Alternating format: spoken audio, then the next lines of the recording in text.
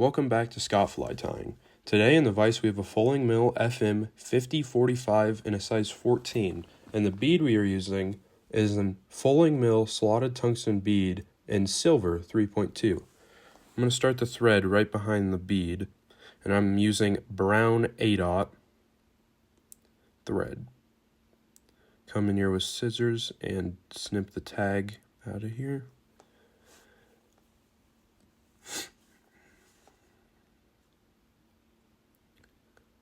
So the tail material I'm going to be using is Glo-Brite in shade 6. This is fluorescent floss. We're going to be tying this in at the tail.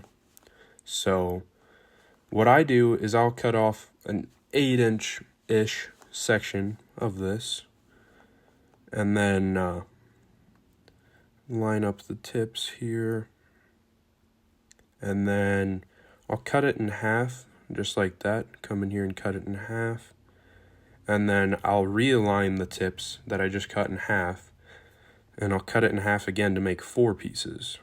And then I think that 4 pieces is a little too much for a tail, so I'll take out one of those pieces and save it for later. And then get those tips readjusted here so they're all lined up. And we'll come in here and tie that in right above the hook point, right back down to the bend of the hook. And then get that secured in. So on your blowtorches, you don't want a crazy big tail. This isn't really a tail, it's more of a hot spot. So we're gonna just come in here and snip that right close to the shank and fluff it out a little bit. And there's your hot spot tail. And let me grab the next material.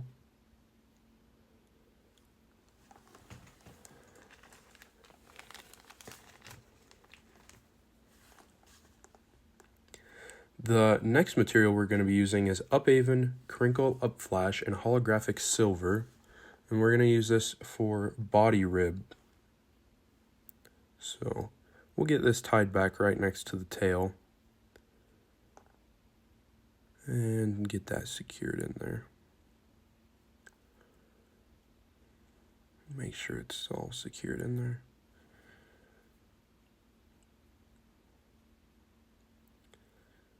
And let me grab the next material. So our next material is Nature Spirit Hares Mass Dubbing and Fox Squirrel. And we're just going to dub a thin noodle body, make it even, across this body of the fly. So I'll just pull some out of the bag here and get it dubbed on there. You always want to start with smaller amounts because it's easier to add than take away on dubbing. And you want this pretty tight on your thread. You come in here and wrap that around. You can see I needed a little more there.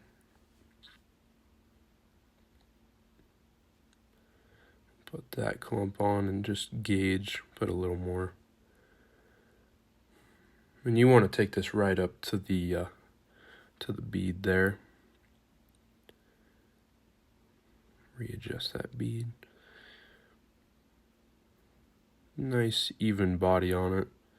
And then you'll take your holographic silver crinkle upflash and you'll just rib the body. Even space in between them. Just to, sorry about that, bump the camera there. You just want to make it even space in between them. And you come in here with your scissors and snip that off. The next material we're going to be using is some of this, let me grab it real. So this is some Nature Spirit CDC. So in this bag you're going to have puffs and standard and then your select. we're going to just grab a long standard. Maybe some would consider it select. But this is a medium gray dun color. I think it fits this fly really good for the dubbing we're using. So I just tie them in by the tips. I know a few guys that will put them in a clip and spin them on there, split their thread, or doubling loop them. But we're just going to tie in the tip of it and spin it around. So here you can see me, I've got one section pulled down of the tip of it. I use the longer ones so I can get more of the stem, thicker part of the tip of the stem in there. I'm going to come in here and cut that out. We'll get that secured in there. So you don't want to overdress it. You just want to take a wrap or a wrap and a half around. And you want to pull those fibers back while you're doing that. See there, that looks good, but I'm going to do just a half a wrap to make it a little more. And you'll tie that in, secure that. And then you want to push all that back and tie in front of it. Get that secured. Come in here with my scissors and snip that off. And you want to tie back onto the strands of the feather a little bit, because you're going to add a little more dubbing up front. Now I'm just going to use some more of that Hares mask dubbing, but you can use ice dub. A lot of people use the peacock black ice dub for another hot spot, or I've even tried pink and it works very well. But get that tied up in there. And then I'm going to grab some Solarez Bone Dry.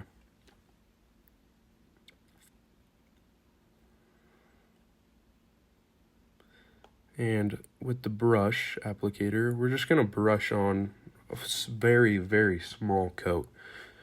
So when you pull it out like that, you'll get bubbles, which that's okay. But we just want a really light coat on there. And then we will grab our whip finish tool. And we will make our first whip finish. As you can see, it was a little difficult to get the whip finish going in front of the camera here, but I got it figured out, bumping the camera a bunch. But yeah, as you can see, we got the whip finish going. So we'll do our whip finish 4 turn, 5 turn. For our first one, bring that thread back down, and then I'm going to recoat it just so you get all those thread wraps nice and marinated in the Solarez. You want to make sure this fly is not going to come apart. So we'll coat that up again and then whip finish it again. It's a little hard to whip finish in front of the camera here, but we'll whip finish that 3 turn, snip our thread out of there, and then I'm going to reach for my UV light here to cure all those thread wraps in there. You don't need to hold it on there long. This is a powerful light, gets the job done. And there is your finished blowtorch. So it looks pretty nice. Works great for trout in my area. There's a little spin for you guys. And that's how it will sit in the water. It's just like that. I hope you guys enjoyed the video. Have a good rest of your day.